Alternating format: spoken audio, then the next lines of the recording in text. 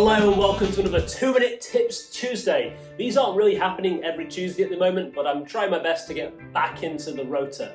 So for today, the 2-Minute Tip Tuesday is a little bit more abstract, and it's about where you focus your relational efforts. Now, for me as a youth worker with a reasonable sized team, and I believe that a lot of my efforts in youth work should not be spent with the youth.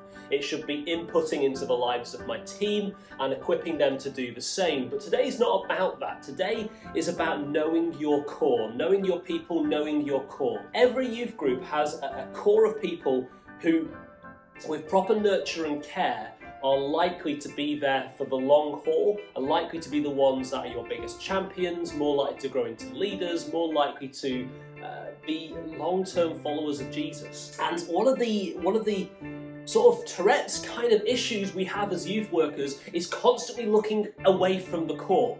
Is constantly looking away from those committed people and always making them feel a bit smaller, because we're always talking about bring your mates, missional events, evangelism, those on the outside, crowds. And it's good to do those things. It's good to make sure you're always being missionally minded, which is the problem with most of the church, is we don't pay attention to those outside, but it's not the problem usually in youth work. In youth work, we're very good at thinking of those we don't have.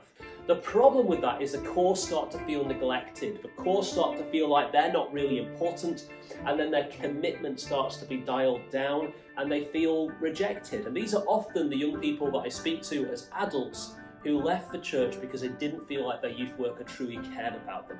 So what I want to say today, in probably more than 2 minutes now, is make sure you are giving proper attention to your core. Make sure you're setting mentors up for them, giving them events which is really aimed at them, making sure you're being aware of your body language and your invitational language, making sure that your core feel respected, loved, treasured, and then enabled and equipped to grow out from themselves, not just from all the people that you drag in later. Making sure your core feel like they really are part of that family. So today, 2-Minute Tip Tuesday, do not neglect your core young people. They will carry your youth ministry through the next 2, 3, 5, 7 years, and you build around them. Thank you. See you again.